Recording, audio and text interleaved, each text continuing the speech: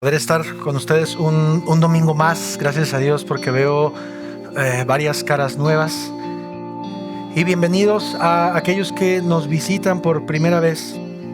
Veo algunas caras nuevas y me da gusto poder saludarlos a cada uno de ustedes, ya sea que vengas solo, vengas con algún invitado o con alguna persona de la iglesia. Bienvenido, déjame presento, mi nombre es Eri Cázares, soy uno de los pastores de la iglesia junto con el pastor Julio. Nosotros estamos sirviendo en esta iglesia y damos gracias a Dios por tu vida. Así que quiero pedirte por favor que abras tu Biblia en Nahum. Hoy comenzamos una nueva serie, como algunos ya lo saben, una serie basada en los profetas. Estamos estudiando, algunos de ustedes tal vez lo sepan, los que ya tienen tiempo con nosotros. Normalmente lo que nosotros hacemos es estudiar un libro del Nuevo Testamento y estudiar uno del Antiguo Testamento. Hace 8 días acabamos de terminar con... Si me bajan un poquito de monitor, gracias. Hace 8 días acabamos de terminar con el libro de Hechos, un libro que nos tomó un poquito más de un año. Y en esta mañana vamos a comenzar con una serie en los profetas, solo que para hacerlo un poco justo, si solamente vemos un profeta, específicamente un profeta menor, esto nos toma menos de un mes. Entonces quisimos unir a 5 profetas menores para hacer una serie de 3 meses y medio, 4 meses y poder meditar en lo que la palabra del Señor nos dice a través del Antiguo Testamento. Estos profetas que vamos a ver, como lo acabo de decir, va a ser Nahum, Habacuc, Sofonías, Ageo y Malaquías. Así que, por favor, lee tu Biblia, lee Antiguo Testamento. Te vas a poder dar cuenta cómo la palabra de Dios, por supuesto, que tiene que hablarnos. Ahora, quiero hacer una advertencia en el buen sentido.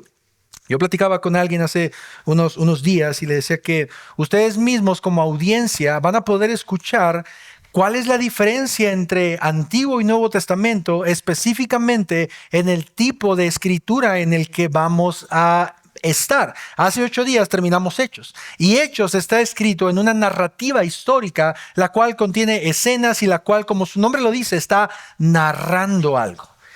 Pero, a diferencia de Hechos, en el libro de Nahum y en los demás profetas mayores, lo que vamos a estar viendo es poesía. Y como una poesía, ¿a cuántos les gusta la poesía de aquí? Ok, a varios, pensé que solo iban a levantar la mano 1 o 2. Bueno, para los que están familiarizados con la poesía, saben que la poesía normalmente se divide en... ¿Cómo se divide la poesía? En versos o estrofas, en pequeños versos que nos ayudan a poder identificar ideas, pero mucho de los profetas, como en la poesía que estás acostumbrado, tiene alegorías, tiene imágenes que literalmente no significan lo que dicen, sino que tienen una interpretación. Y ese va a ser el trabajo de nosotros como iglesia, familia, poder ver qué es lo que el libro de Nahum tiene que decirnos. Así que regálame 5 minutos tal vez para darte información acerca de este libro. Para quienes lo sepan y lo recuerden, cada que comenzamos con un profeta, normalmente damos un poco de introducción para saber en qué parte de la Biblia estamos parados. Así que este profeta, el profeta Nahum, vivió aproximadamente en el siglo 7 antes de Cristo, y su nombre, y creo que tiene mucho sentido con lo que escribió, significa consolación o consolador. Ese es el significado del nombre de Nahum. Ahora, no se conoce mucho sobre la vida de este hombre. De hecho, lo único que se sabe es lo que aparece en el versículo 1, que era un hombre llamado Nahum de posiblemente un pueblo, una aldea llamada Elcos. Esta aldea hoy en día no existe, y aún en el tiempo de los apóstoles tampoco. Parece que desapareció. Tal vez era tan pequeñita que esta aldea ya no está presente, aunque se cree que estaba al sur de Judá. Ahora, el profeta Nahum dirigió su escrito, su profecía a 2 audiencias principalmente. Piensa en esto.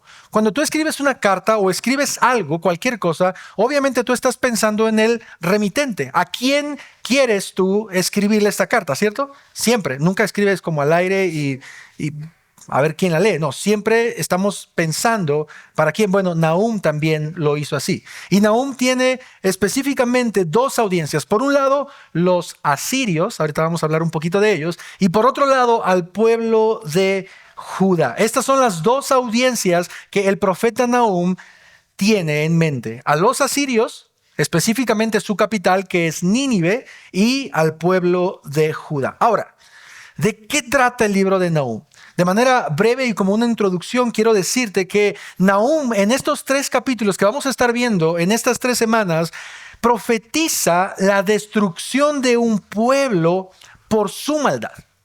Si lo quieres resumir tal vez de ese modo, puede ser. El profeta Nahum profetiza la destrucción de un pueblo por su maldad. Toda la violencia que un pueblo tenía hacia no solamente el pueblo de Dios, sino a las demás naciones, tenía una consecuencia o traería una consecuencia. Y el libro de Nahum está precisamente profetizando esto. Dice la palabra que Dios iba a exterminar a este pueblo a causa de su pecado.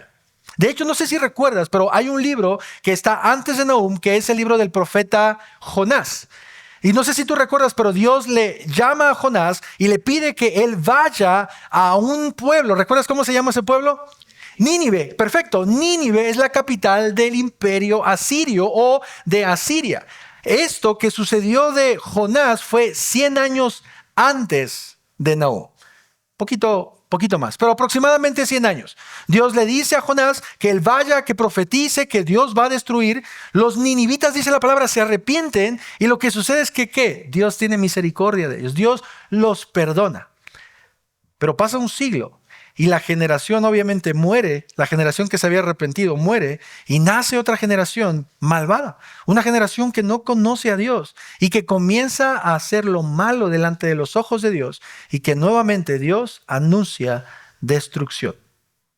Nahum, el libro de Nahum, para los que están anotando, fue escrito aproximadamente entre el 663 y 612 antes de Cristo. Recuerden que esto que estamos viendo, lo estamos viendo antes del nacimiento de Jesús. Y esto se cree así porque en realidad Asiria, o el cumplimiento de la profecía de Nahum, se dio en el 612. El imperio asirio, Nínive, fue destruido en el 612. Entonces la profecía evidentemente tuvo que haber sido escrita antes. Ahora, ¿cómo llegamos aquí? ¿Cómo llegamos a Nahum y específicamente quién es el pueblo asirio? Permíteme darte un resumen, comenzando en Génesis capítulo 1. Génesis capítulo 1 nos muestra que Dios crea a Adán y Eva y les manda un mensaje. ¿Cuál es ese mensaje? Multiplíquense y sean fructíferos. Y la creación de Dios comienza a obedecer. Muchas personas nacen a partir de ellos y después tenemos Génesis capítulo 12 en donde vemos que hay un hombre que se le conoce como el padre de la fe, Abraham. Y Dios le da una promesa a este hombre, le dice, en ti serán benditas todas las naciones. Es más, Dios le promete a Abraham que su descendencia será como ¿qué? Como las estrellas del cielo y como la arena del mar. El tiempo pasa y la nación comienza a crecer hasta el punto en donde después de muchos años el pueblo de Israel, un solo pueblo, pide un rey, como las demás naciones. Dios no está agradado con esto, él no le parece esto, pero le dice a uno de sus profetas llamado Samuel, está bien, que hagan lo que quieran, que escojan un rey.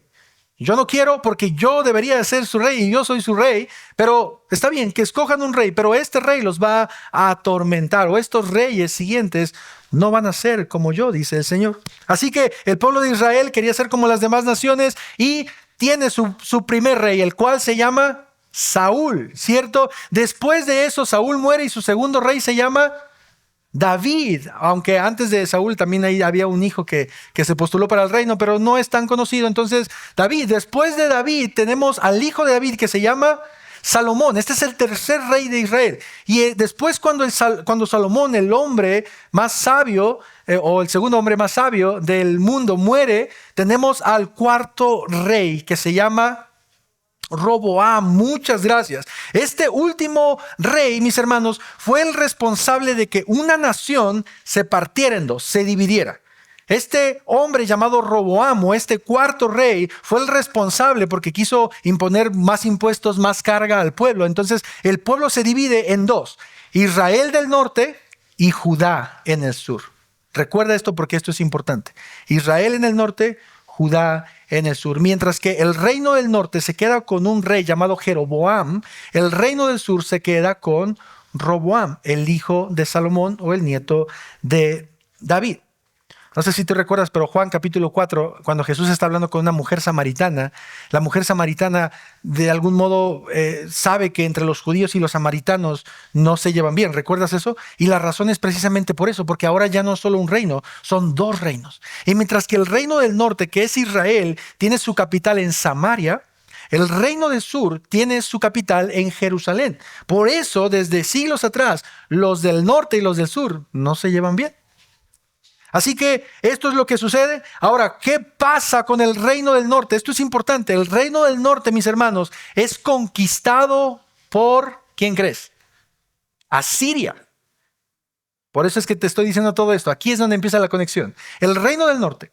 Dice la palabra de Dios que los reyes que empezaron a reinar hicieron lo malo delante de los ojos de Dios. Y estos reyes que no conocían a Dios, o mejor dicho, los conocían y aún conociéndolo lo desobedecían, Dios envía un castigo para su pueblo por medio de una conquista. Los asirios conquistan al reino del norte. Y después de unos años, los mismos asirios comienzan a atacar al reino del sur, y aunque no lo conquistan por completo, porque a diferencia del reino del norte, que son conquistados, deportados a Asiria y que sus pueblos son dados a otras naciones, el reino del sur no lo sacan de su tierra, pero les imponen muchos impuestos, muchos cargos, mucho dinero, muchísimo.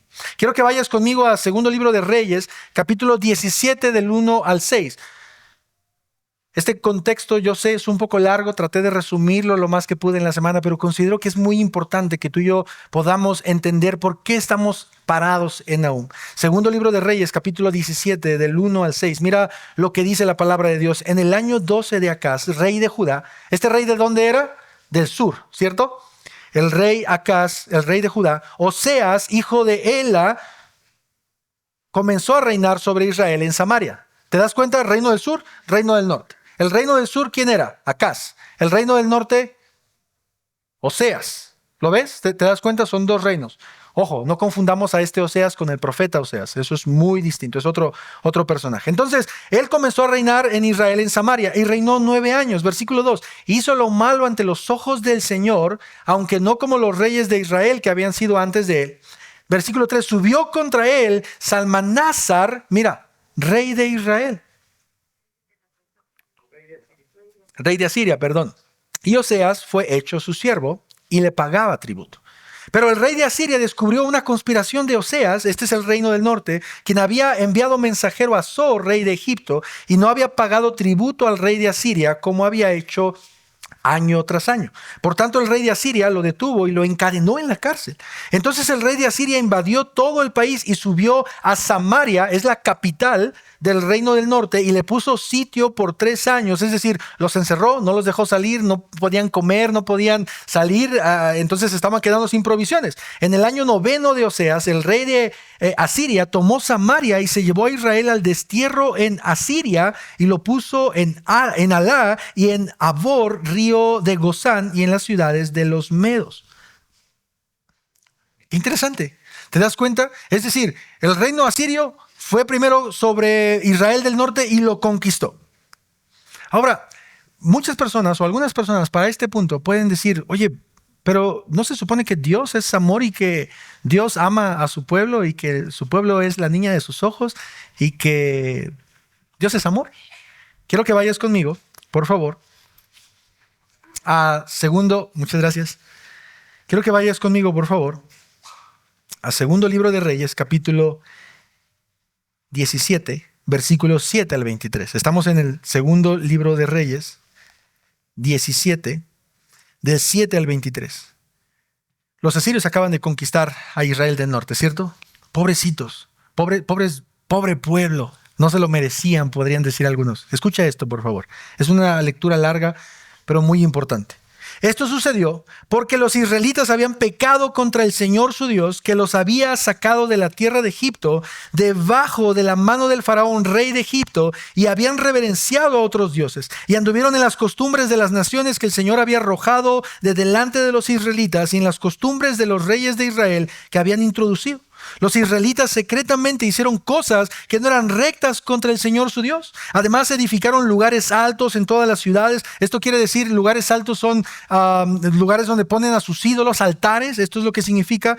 Además edificaron lugares altos en todas las ciudades, desde las torres de atalaya hasta las ciudades fortificadas. Versículo 10. Se erigieron pilares sagrados y aceras sobre toda la colina alta y bajo todo árbol frondoso. Ve conmigo al versículo 13. El Señor amonestaba a Israel y a Judá por medio de todos sus profetas y de todo vidente, diciendo: vuélvanse de sus malos caminos y guarden mis mandamientos, mis estatutos, conforme a toda la ley que ordené a sus padres, que les envié por medio de mis siervos los profetas. 14. Sin embargo, ellos no escucharon, sino que fueron tercos como sus padres, que no creyeron en el Señor su Dios, desecharon sus estatutos y el pacto que él había hecho con sus padres y sus advertencias con las cuales los había amonestado. Siguieron la vanidad y se hicieron vanos y fueron en pos de las naciones que los rodeaban, respecto de las cuales el Señor les había ordenado que no hicieran que no hicieran como ellas. Y abandonaron todos los mandamientos del Señor su Dios y se hicieron imágenes fundidas de 2 becerros. Hicieron una acera, adoraron a todo el ejército de los cielos y sirvieron a Baal. Hicieron pasar por el fuego a sus hijos y a sus hijas. Si es lo que tú crees que significa. Quemaban a sus hijos. Es decir, la forma en cómo adoraban a sus dioses era quemando a sus hijos, como las otras naciones. Practicaron la adivinación, los encantamientos, se entregaron a hacer lo malo ante los ojos del Señor, provocándolo. El Señor se enojó en gran manera contra Israel y los quitó de su presencia. Solo quedó la tribu de Judá. Mira lo que dice el versículo 19 y con este terminamos. Tampoco Judá guardó los mandamientos del Señor su Dios, sino que anduvieron en las costumbres que Israel había introducido. ¿Por qué está pasando lo que está pasando en Nahum? Por el pecado que había en el corazón del pueblo de Dios. El pueblo de Dios se había hecho como las demás naciones, mis hermanos. Ellos estaban idolatrando, ellos estaban quemando a sus hijos vivos con tal de adorar a su dios Baal. Ellos estaban practicando adivinación, brujería. Entonces el Señor los desecha de su presencia y como un castigo, como una corrección, el Señor manda a los asirios para que conquisten a Israel del norte. Y al mismo tiempo dice la palabra, Judá no fue obediente a la voz del Señor y el Señor también quitó a Judá de su presencia, aunque Judá no fue desterrado. Así que después de esta introducción un poco larga, comencemos con el libro de Nahum. Mis hermanos, yo he titulado este capítulo como Nahum, el Dios celoso y vengador. Y quiero que leas conmigo todo el capítulo de Nahum, porque vamos a estar meditando en todo el capítulo. Pero antes de eso, quiero pedirte que ores conmigo. Cuando nosotros oramos, nosotros estamos reconociendo la soberanía de Dios en todo. Así que te invito a que inclines tu rostro y oremos. Señor, gracias en esta mañana por tu palabra. Por favor, Señor, te ruego, te suplico que pongas temor en nuestro corazón al acercarnos a tu ley. Pon temor en nuestro corazón al acercarnos a tus palabras, Señor. Que nuestra pereza, Señor, aún nuestra indiferencia sean quitadas para que tú, Señor, seas exaltado y que podamos meditar en tu palabra. Por favor, Señor, ayúdanos en Cristo Jesús. Amén. Nahum capítulo 1, dice la palabra del Señor, oráculo sobre Nínive, libro de la visión de Nahum de Elcos. Dios celoso y vengador es el Señor. Vengador es el Señor e irascible. El Señor se venga de sus adversarios y guarda rencor a sus enemigos. El Señor es lento para la ira y grande en poder. Y ciertamente el Señor no dejará sin castigo al culpable. En el torbellino y la tempestad está su camino, y las nubes son el polvo de sus pies. Él reprende al mar y lo hace secar, y todos los ríos agota. Languidecen Basán y el Carmelo, y las flores del Líbano se marchitan. Los montes tiemblan ante él, y los collados se derriten. Sí, en su presencia se levanta toda la tierra, el mundo y todos los que en él habitan. En su presencia de su indignación, ¿quién resistirá? ¿Quién se mantendrá en pie ante el ardor de su ira? Su furor se derrama como fuego y las rocas se despedazan ante él. Bueno es el Señor, una fortaleza en el día de la angustia, y conoce a los que en él se refugian. Pero con inundación desbordante pondrá fin a su lugar y perseguirá a sus enemigos aún en las tinieblas. Los que tramen contra el Señor, Él lo hará completa destrucción. No surgirá dos veces la angustia, porque ellos, como espinos enmarañados y ebrios con su bebida, serán consumidos como paja totalmente seca. De ti ha salido el que ha tramado el mal contra el Señor, un consejero perverso. Así dice el Señor: aunque estén con todo su vigor, y por más que sean muchos, aún así serán cortados y desaparecerán. Aunque te haya afligido Judá, no te afligiré más. Y ahora quebraré su yugo de sobre ti y romperé tus coyundas. El Señor ha dado una orden en cuanto a ti: no se perpetuará más tu nombre. De la casa de tus dioses arrancaré los ídolos y las imágenes de fundición. Yo prepararé tu sepultura, porque eres vil. Miren, sobre los montes andan los pies del que trae buenas nuevas, del que anuncia la paz. Celebra tus fiestas, Judá, cumple tus votos, porque nunca más volverá a pasar por ti el malvado. Ha sido exterminado por completo. Mis hermanos, este será el pasaje en el que estaremos meditando durante los minutos que nos quedan. Y como pudiste darte cuenta, este pasaje tiene mucha poesía.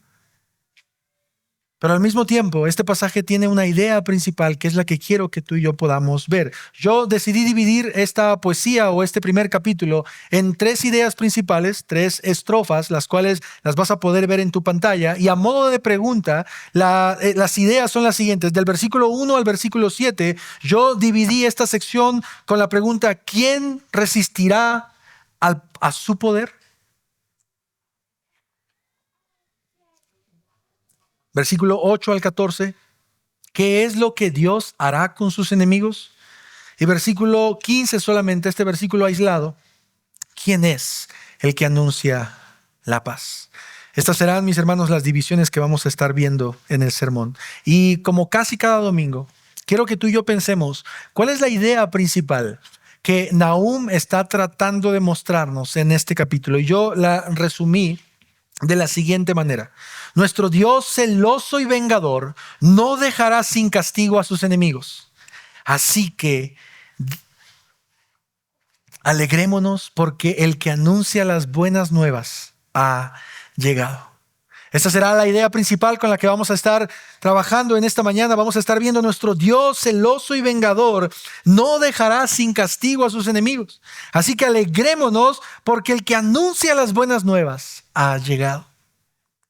Entonces, mis hermanos, los asirios tienen bajo cautiverio a Israel del norte. ¿Recuerdan? Israel del norte está en Asiria, está desterrado. Su capital, sus ciudades han sido conquistadas, y de hecho dice la palabra de Dios en el segundo libro de Reyes que lo que los asirios hicieron fue que llevaron a personas de diferentes naciones a Samaria y a las ciudades de Israel. Es interesante que el mismo libro de Reyes nos menciona que Dios mandó leones para que se comieran a las personas, porque ellos estaban idolatrando a sus propios dioses en Israel, y Dios, a modo de castigo, mandó leones que se comieran a las otras naciones. Lo puedes leer después en casa, pero es un pasaje bastante interesante. Y vemos que al mismo tiempo Asiria tenía dominado a Judá de manera parcial por medio de impuestos hechos por el rey Sennacherib. Han pasado décadas de esto, mis hermanos. Los asirios actúan con crueldad, dice la palabra. Son un pueblo sangriento, un pueblo que no tiene temor del Señor, y que un pueblo que cree que nunca podrá ser derrotado por el número de sus tropas, por la grandeza de su imperio. Así que Dios le revela a este hombre llamado Nahum, a través de una profecía, lo que ocurrirá con los enemigos de Israel. Y esta es la primera idea que quiero que tú y yo veamos, que aparece del versículo 1 al versículo 7 a modo de pregunta: ¿quién resistirá a su poder? Lee conmigo los primeros 2 versículos, por favor. Dice: oráculo de Nínive, libro de la visión de Nahum de Elcos. Dios celoso y vengador es el Señor e irascible. Él se venga de sus adversarios y guarda rencor a sus enemigos. Este pasaje que acabamos de leer para nada se parece a Juan 3:16, porque de tal manera amó Dios al mundo. Si tú lo notaste, en el versículo 2 al menos aparecen 3 veces la palabra venganza o vengador. 4 si agregamos el hecho de un Dios irascible. Quiero que puedas darte cuenta cómo Nahum no se va por las ramas y él directamente se presenta de dónde es e inmediatamente cuál es el mensaje que viene de parte de Dios. En estos versículos podemos ver que Dios está advirtiendo, mis hermanos, sobre el castigo venidero que va a llegar sobre esta nación pagana. Y me llama mucho la atención y quiero que veas cómo Dios, a modo de poesía, está dándole a entender a los asirios, porque recuerda, Nahum tenía dos audiencias, los asirios, o específicamente la ciudad de Nínive, y Judá, lo vamos a ver ahorita. Pero Dios quiere dejar en claro a los ninivitas quién es el que está hablando. Y por esa razón comienza diciendo, Dios, celoso y vengador, es el Señor. Ahora, yo sé, porque a mí me pasó, y sigo lidiando con eso en algunas ocasiones, que seguramente cuando escuchamos estas expresiones como características de Dios, puede chocar un poco con nuestra comprensión de quién es Él. Sobre todo porque estas características, muchos de nosotros las asimilamos con el tema de pecado o con el tema de un ser humano normal. Por ejemplo, cuando nosotros pensamos en una persona irascible, que es una persona que está propenso a la ira, esa es la definición de irascible, nosotros no vemos a Dios de este modo. O si es que llegáramos a ver a Dios de este modo, entonces diríamos, pues, híjole, ¿qué Dios tienen los cristianos? ¿No? Un Dios que por cualquier cosa se está enojando, ¿cierto?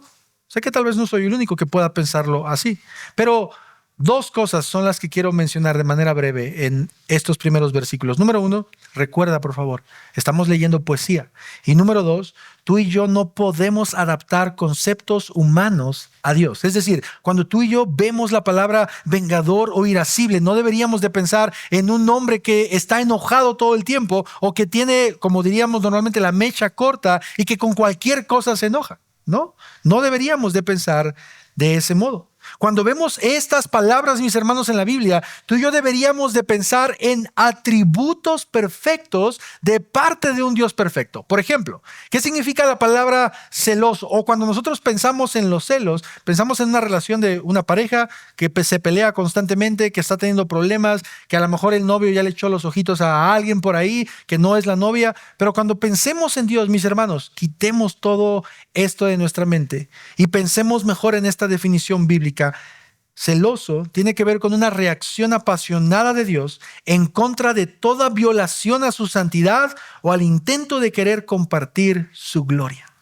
Cuando nosotros encontramos palabras como celoso, vengador, más allá de ver a un Dios malo, a un Dios que está como con una lupa viendo qué haces para empezar a quemarte, tú y yo deberíamos de ver a un Dios apasionado porque es un Dios 3 veces santo, que no está a favor de lo incorrecto. De hecho, si recuerdas Éxodo capítulo 20, en el Decálogo, Dios mismo dice de él, yo soy un Dios celoso. No tendrás a otros dioses delante de ti. Y esto, mis hermanos, tiene mucho sentido cuando nosotros pensamos, ¿cuántos de los que estamos aquí casados nos encantaría ver a nuestras esposas andando con otra persona frente a nuestras narices? Esposas, ¿cuántas de ustedes les encantaría ver a sus esposos besando a otra mujer? A menos que haya problemas aquí, yo diría nadie. Bueno, aquí, nadie. Y eso es lo mismo con Dios. Cuando Dios se presenta como un Dios celoso, se está presentando como un esposo que no quiere compartir a su esposa. Eso es normal. Nadie en sus 5 sentidos haría eso, mis hermanos. Así que ve cómo Nahum está presentando a un Dios vengador y celoso. ¿Por qué? Porque hay un pueblo que ha hecho lo malo durante mucho tiempo. Y ahora nosotros podríamos pensar, bueno, pero ¿de verdad vale la pena que Dios se esfuerce o que Dios diga todas estas palabras para un pueblo? ¿Qué de malo ha hecho este pueblo? Ve conmigo al mismo libro Nahum. Este solamente es un adelanto de lo que vamos a ver en 2 semanas. Nahum capítulo 3, versículo 1. Ve conmigo a lo que dice Nahum 3:1. Lo vas a poder ver en pantalla. Este es Dios hablando de esta ciudad, de Nínive. Ay de la ciudad sanguinaria, toda llena de mentira y de pillaje, que nunca cesa en su rapiña, chasquido de látigos, ruido de crujir de ruedas, galopar de caballos y saltar de carros, carga de caballería, flamear de espadas, fulgor de lanzas, multitud de heridos, montones de muertos, innumerables cadáveres tropiezan en los cadáveres.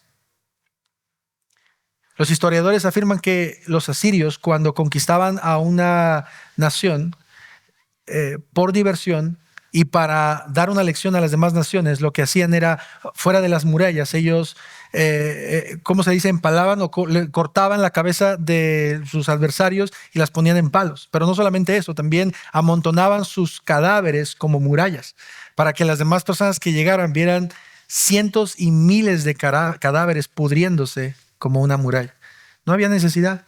Pero este pueblo era tan sanguinario y le gustaba tanto la violencia que hacía eso. ¿Por qué crees que Dios se está presentando como un Dios vengador e irascible? Porque este grupo de personas no tenía temor de parte de Dios. Dios está anunciando, mis hermanos, en estos primeros versículos que Él tomará venganza y menciona, fíjate, y esto es algo importante que vamos a ver al final y en medio, que aquellas personas que pecan en contra de Dios se convierten ¿en qué? Versículo 2. En sus adversarios y en sus enemigos. Quiero que tú y yo podamos aprender un principio básico, familia de la Biblia. Y es que si una persona no es parte del pueblo de Dios, esa persona se convierte en enemigo de Dios. Lo está diciendo la palabra. Si una persona no confía en el Señor, y vamos a ver ahorita eso, no pone su esperanza en Dios, esa persona es un enemigo, es un adversario de Dios, porque hace completamente lo opuesto a la voluntad de Dios. Versículo 3, el Señor es lento para la ira y grande en poder, y ciertamente el Señor no dejará sin castigo al culpable. Hay dos cosas que quiero que podamos aprender aquí. Número uno, el pasaje nos está diciendo de manera clara, hay un Dios misericordioso. Y si un pueblo pudo haber experimentado esta misericordia, sin duda son los ninivitas. 100 años atrás, un siglo atrás, ellos estaban a punto de ser exterminados. ¿Y qué es lo que sucede? Dios les perdona la vida a todos. Los ninivitas habían experimentado esto de primera mano. Pero una vez que este pueblo volvió a pecar contra Dios, ahora Dios dice, su pecado ya no quedará impune, su pecado no puede quedar sin un castigo, mis hermanos. Y esto en realidad tiene mucho sentido si nosotros pensamos en Dios como un juez justo. Como un juez justo que jamás va a dejar que un delincuente salga impune de un juicio. Hay una película que a mí me gusta mucho, no me acuerdo ni cómo se llama de tanto que me gusta, pero la trama simplemente es que a un hombre entran a su casa y matan a su esposa y a su pequeña hija de 5 o 6 años.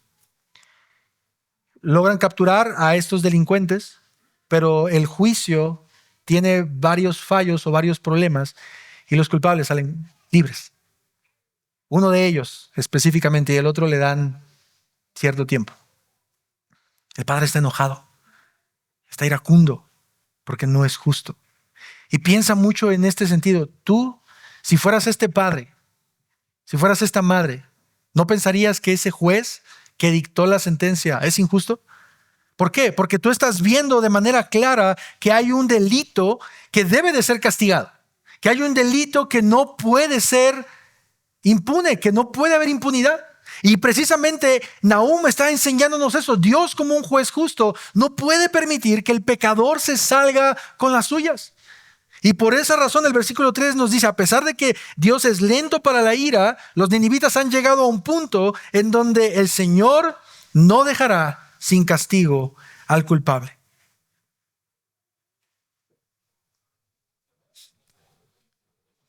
Y esto es algo que vemos también no solamente de parte de Dios hacia los asirios, mis hermanos. Es algo que vemos de parte de Dios hacia su propio pueblo. Recuerden dónde estamos. Recuerda que el pueblo de Israel está experimentando dolor. ¿Por qué? Por su propio pecado.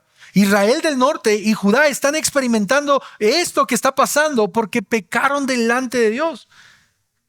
Y esta idea, de hecho, que aparece varias veces en la Biblia, es una idea bastante común que tú y yo aplicamos todo el tiempo. Piensa en ti, padre o madre, con tus hijos.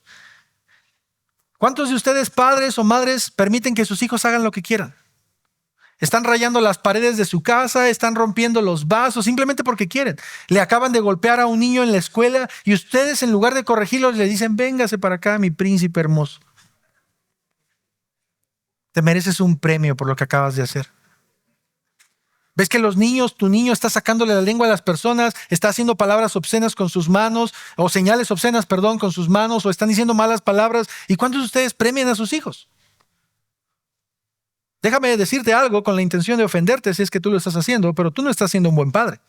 Si tú estás permitiendo que tu hijo esté viviendo de ese modo, estás causando un problema a la futura, a la generación, a la sociedad. Tú vas a morir, al igual que yo, pero estás dejando un problema grave para la sociedad. Lo estás dañando, lo estás convirtiendo en un gran problema en la escuela también. Dios no funciona de ese modo. Dios no es como nosotros, como padres que a veces sacamos las cosas de nuestros hijos. No, Dios castiga al culpable. Dios dice que Él no permite que nada, absolutamente nada, quede impune. Y a partir del versículo 3, sección B, por así decirlo, hasta el versículo 7, quiero que prestes atención a algo junto conmigo, porque el Señor ya se presentó como un Dios vengador y celoso. Pero mira ahora, a modo de poesía, lo que el Señor va a hacer, versículo del 3 en adelante: en el torbellino y la tempestad está su camino, y las nubes son el polvo de sus pies. Él reprende al mar y lo hace secar, y todos los ríos agota. Languidecen Basán y el Carmelo, y las flores del Líbano se marchitan. Los montes tiemblan ante él y los collados se derriten. Sí, en su presencia se levanta la tierra, el mundo y todos los que en él habitan. En presencia de su indignación, ¿quién resistirá? ¿Quién se mantendrá en pie ante el ardor de su ira? Su furor se derrama como fuego y las rocas se despedazan ante él.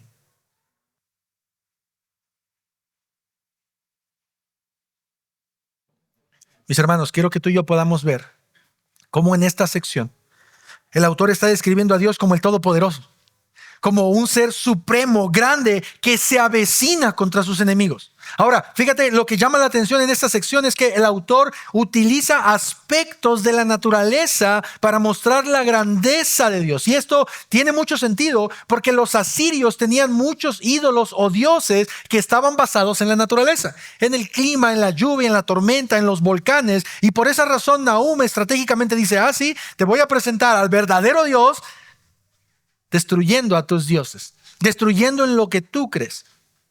Y fíjate lo que comienza diciendo Nahum. Él dice: los cielos son el estrado de sus pies.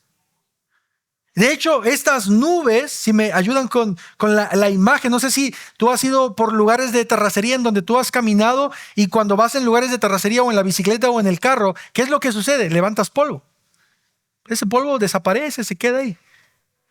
Fíjate qué increíble que Nahum está describiendo que las nubes, de hecho hoy estamos cubiertos de nubes, poéticamente es como si fuera polvo para Dios.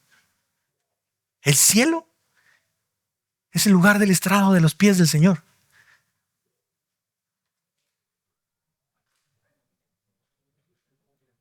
Dios es descrito como alguien tan impresionante que estas nubes gigantescas que vemos son solamente el lugar en donde Dios camina.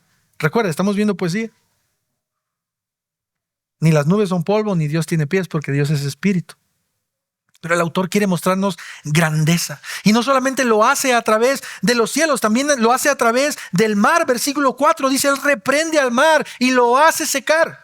El mar nunca ha quedado seco, ¿cierto? Bueno, no sé, que yo sepa. Pero nosotros podemos ver cómo Nahum está diciendo: el Señor es tan poderoso que no solamente las nubes son el lugar en donde el Señor camina, también Él puede ordenar al mar que se seque y va a suceder. Entonces tenemos cielo, tenemos mar, pero ahora también tenemos tierra. Versículo 5. Los montes tiemblan ante él y los collados se derriten. Esta pareciera ser una descripción a un terremoto o a un volcán que está a punto de hacer erupción, si te das cuenta. Y aún antes de eso, dice el autor, esta expresión de el Basán, el Carmelo y el Líbano, todo eso languidecen, es decir, se secan, desaparecen. Y no sé si tú sabías o has leído, pero en los tiempos de Nahum y antes de eso, estos tres lugares, Basán, Carmelo y el Líbano, eran conocidos como lugares muy fértiles. Por ejemplo, el lugar de Basán era conocido por tierras fértiles, el Carmelo tenía viñas fértiles y el Líbano tenía bosques, mucho bosque. Era un lugar muy verde, hermoso, muy fértil. Y el autor está diciendo: todo esto, en comparación con el poder del Señor, desaparece. Y quiero que tú y yo podamos ver esto, familia. Nahum nos está describiendo a un Dios tan poderoso que nada delante de su presencia puede permanecer. Y por esa razón es que el versículo 6 dice, en presencia de su indignación, ¿quién resistirá? ¿Quién se mantendrá en pie ante el ardor de su ira? La respuesta a estas dos preguntas es nadie. Nadie puede resistirse o mantenerse de pie. Dios es tan grande, Dios es tan poderoso que no habrá nadie que pueda mantenerse de pie. Mira lo que dice el Salmo 114, versículo 7. Lo vas a poder ver en pantalla. Dice lo siguiente: tiembla, oh tierra, ante la presencia del Señor, ante la presencia del Dios de Jacob. Nadie puede resistirse a Él.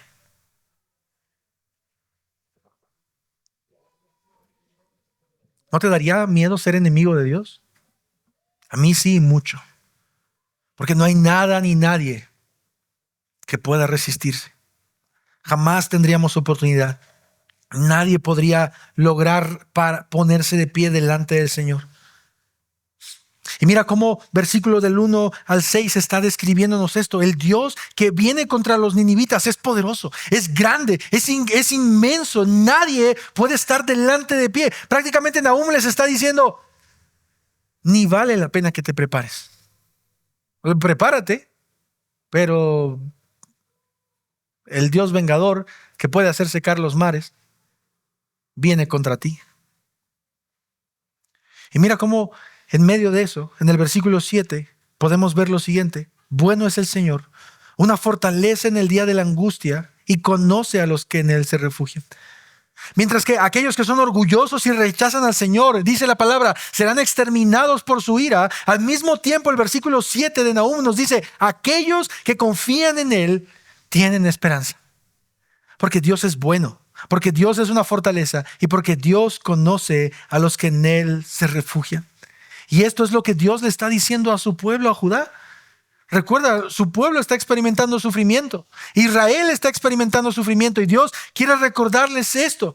Dios es bueno, Dios es un refugio y Dios no se ha olvidado de su pueblo.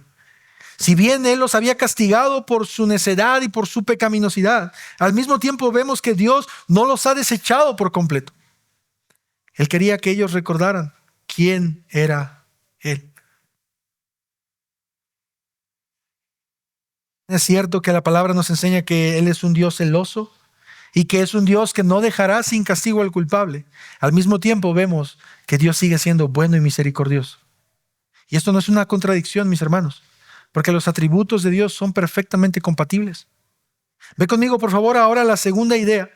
Versículo 8 al 14, por favor. Y ya vimos o tratamos de responder esta pregunta. ¿Quién es el que viene contra Nínive? ¿O quién es el enemigo de los ninivitas? Pero ahora vamos a responder esta pregunta. ¿Qué es lo que Dios hará con sus enemigos?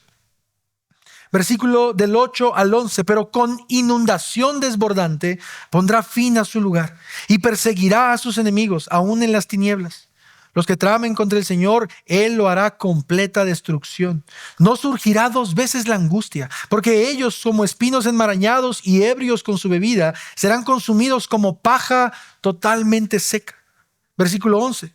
De ti ha salido el que ha tramado el mal contra el Señor, un consejero perverso. Quiero que puedas darte cuenta como en esta segunda sección Dios casi hace una lista de lo que sucederá con sus enemigos. Él dice, voy a poner fin a través de una inundación desbordante. Ahorita vamos a ver si esto es poesía o algo literal. Número 2, perseguirá a sus enemigos aún en las tinieblas. Número 3, los hará completa destrucción. Serán consumidos como paja seca, serán cortados, desaparecerán.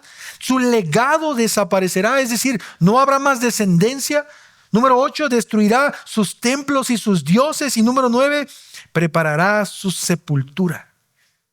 Ahora, quiero que entendamos, mis hermanos, que todas estas cosas que Dios está describiendo que hará, tienen solamente un significado, y es destrucción. Yo los voy a destruir. Yo voy a acabar con ustedes. El Señor está dejando en claro que Nínive no se levantará nunca más, porque su maldad, mis hermanos, era tanta, de verdad. Y Dios, a pesar de ser compasivo y lento para la ira, al mismo tiempo, sí, es vengador y no puede permitir que el culpable se salga con las suyas.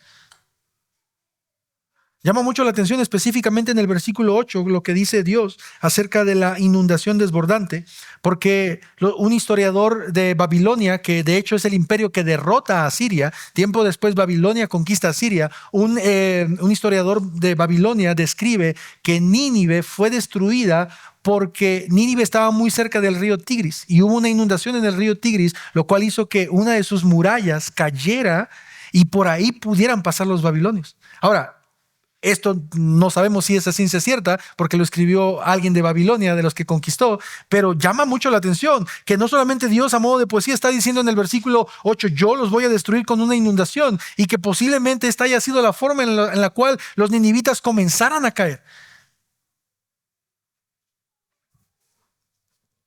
Los ninivitas tenían muros de casi 13 kilómetros de largo y ellos estaban rodeados. ¿Has visto estas tal vez películas o aún caricaturas en donde hay castillos que están rodeados por pozos con cocodrilos? Así estaban los ninivitas. Ellos tenían sus murallas y había un río que estaba alrededor de ellos.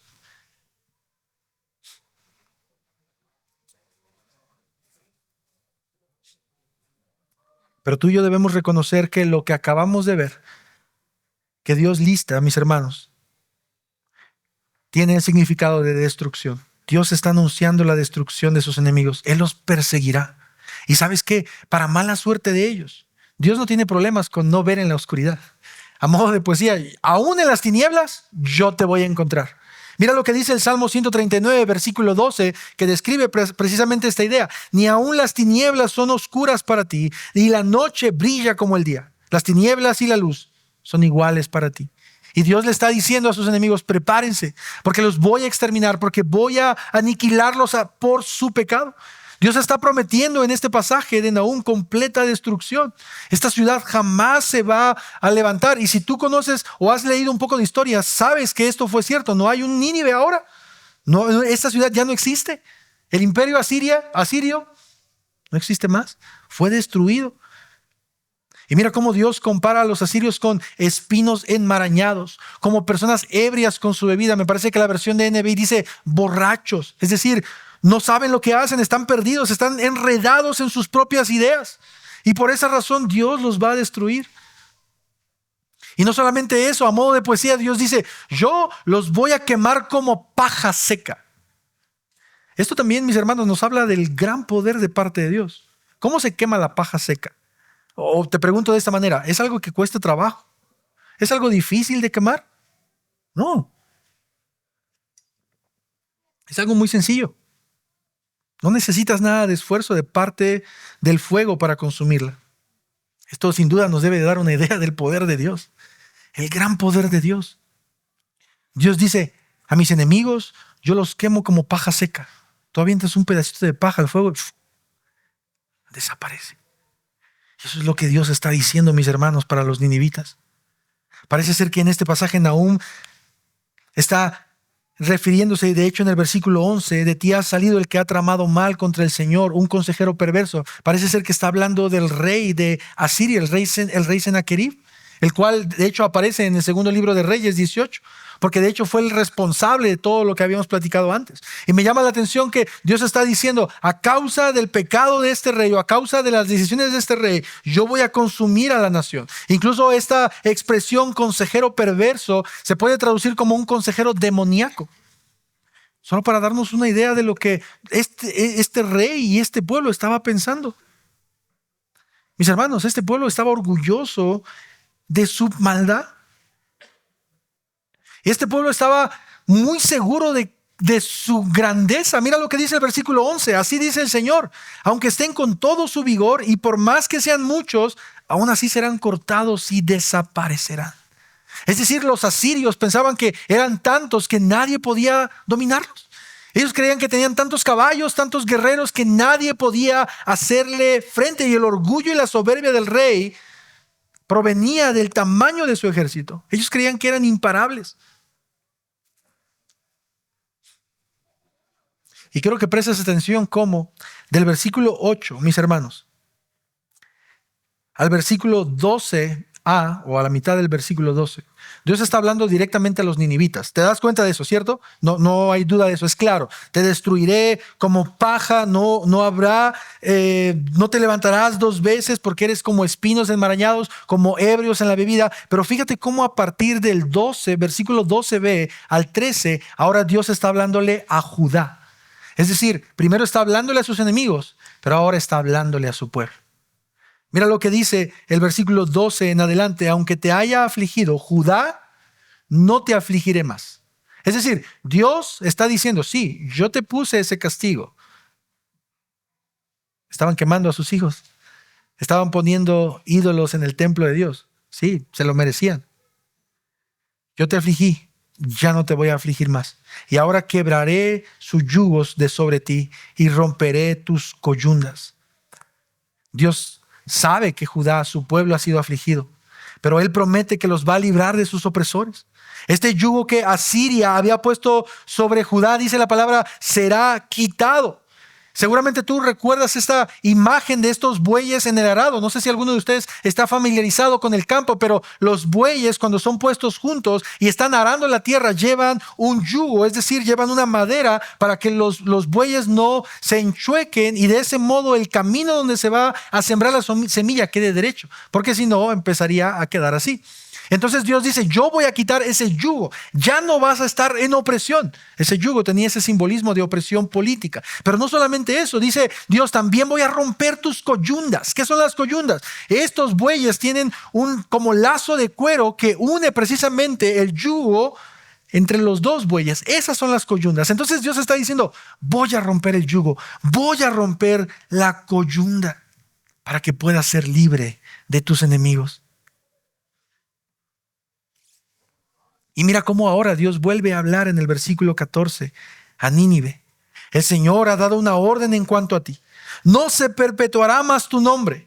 De la casa de tus dioses arrancaré los ídolos y las imágenes de fundición. Yo prepararé tu sepultura porque eres vil.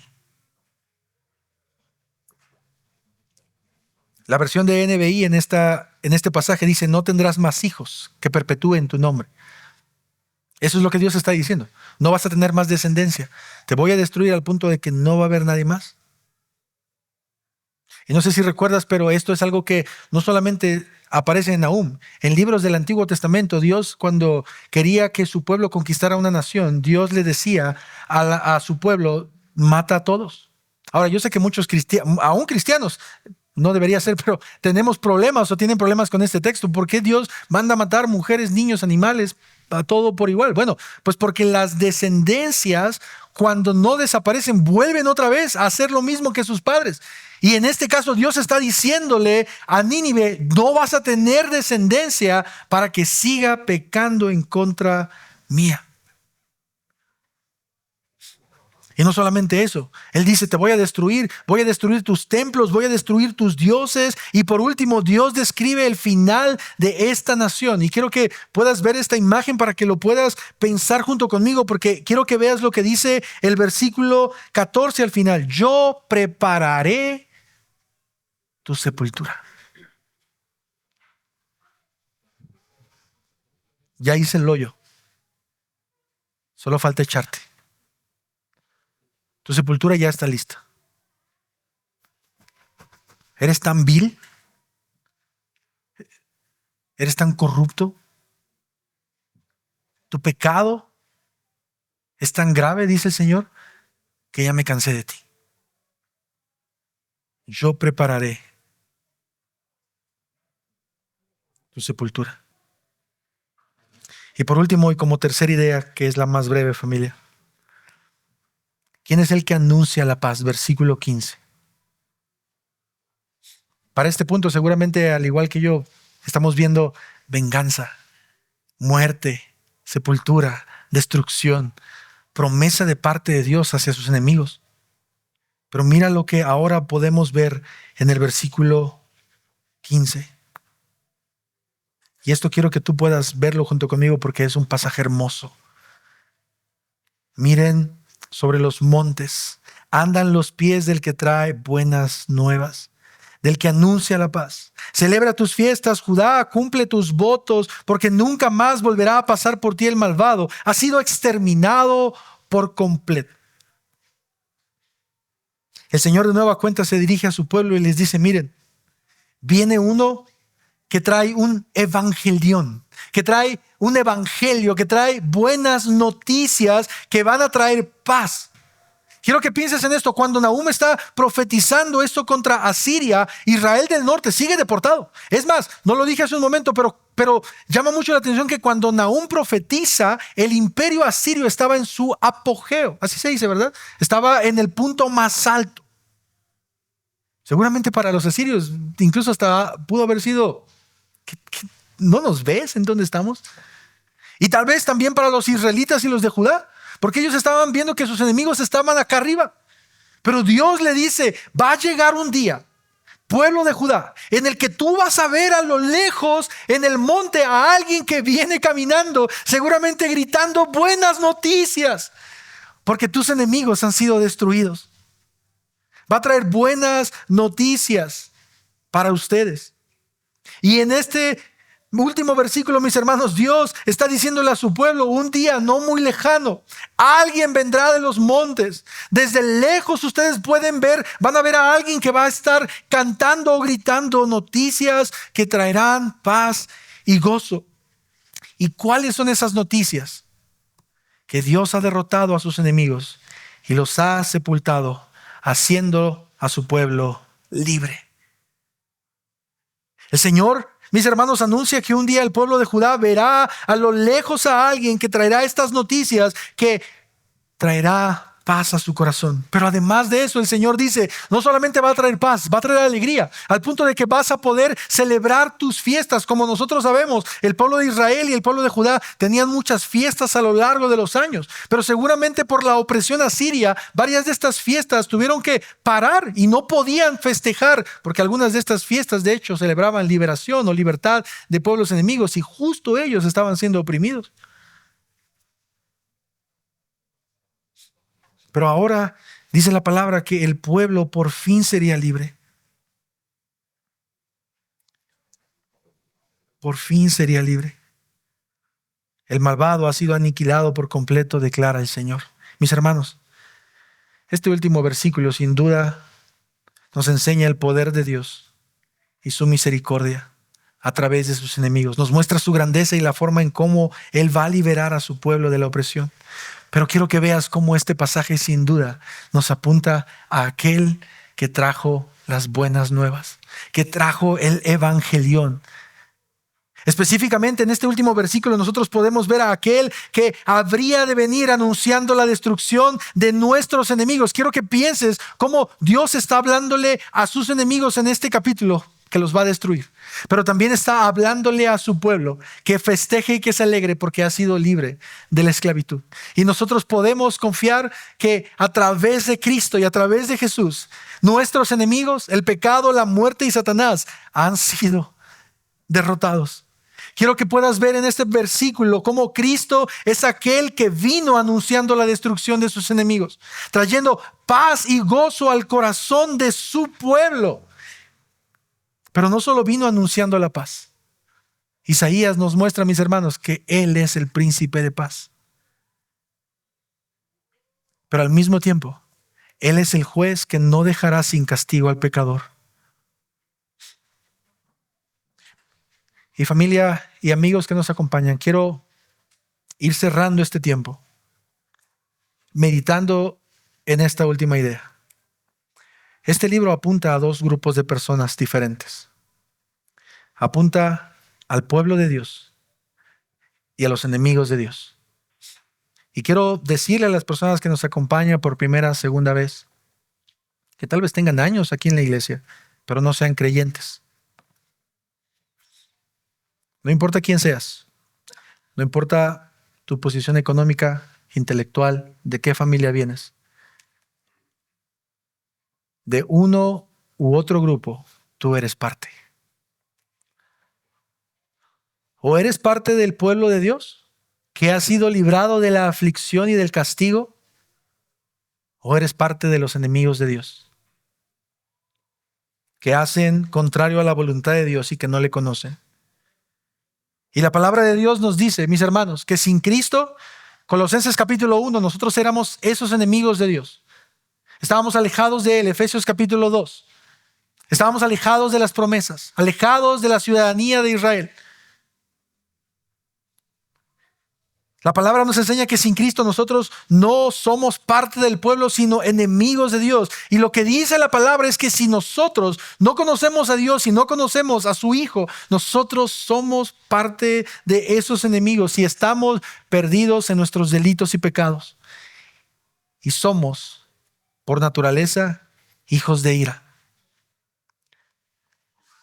Y yo quiero que en esta mañana tú puedas reflexionar a través de Nahum, capítulo 1. Y a partir de capítulo 2 y capítulo 3, ¿en qué estoy parado?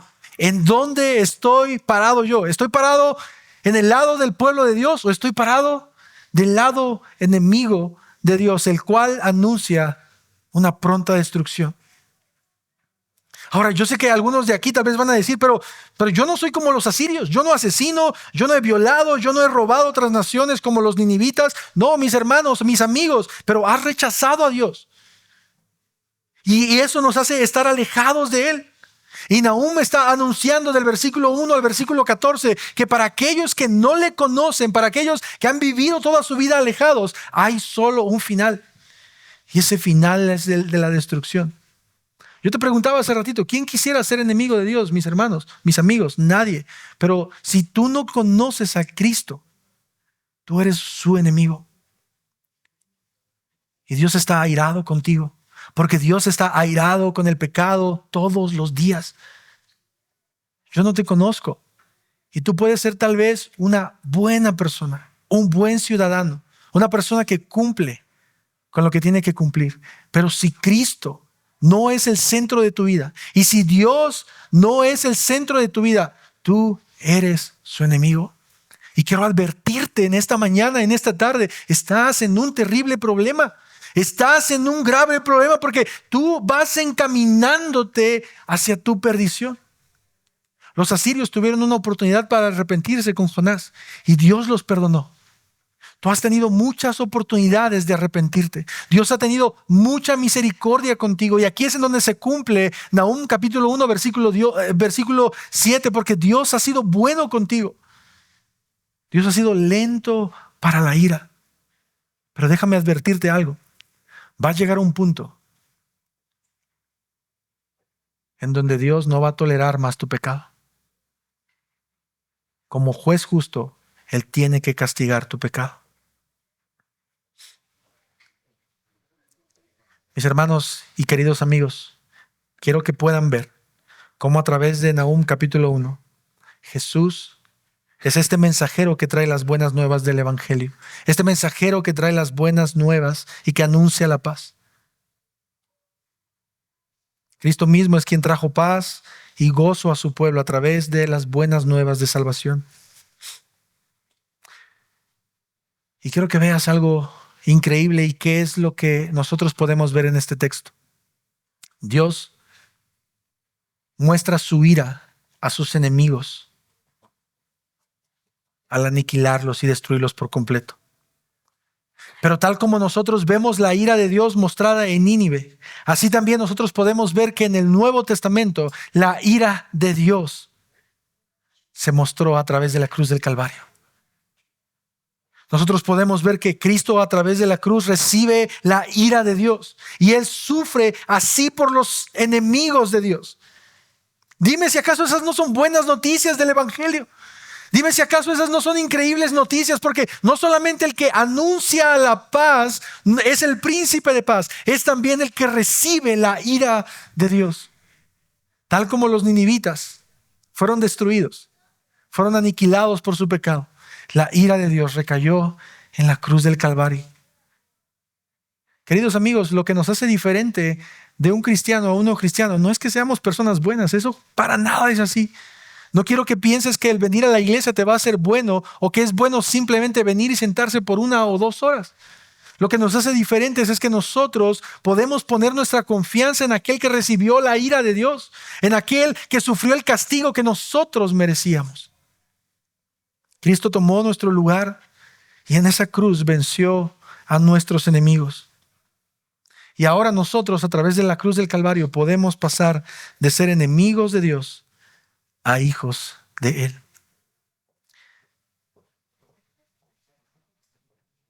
Así que quiero animarte y animarlos a todos a que podamos reflexionar que si nosotros no estamos en Cristo, nosotros somos parte del pueblo enemigo de Dios.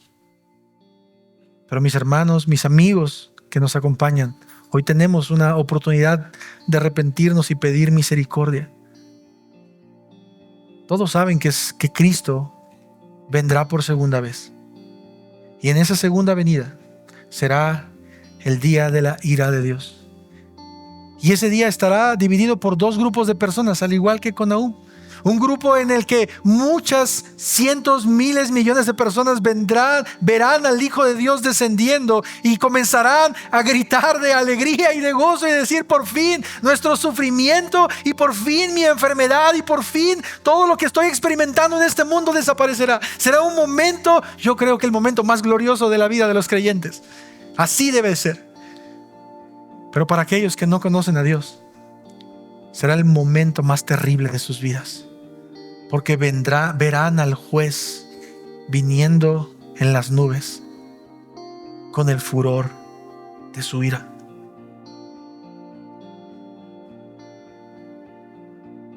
Nuestro Dios celoso y vengador no dejará sin castigo a sus enemigos. Por lo tanto, alegrémonos porque el que anuncia las buenas nuevas ha llegado. Pónganse de pie, familia, por favor.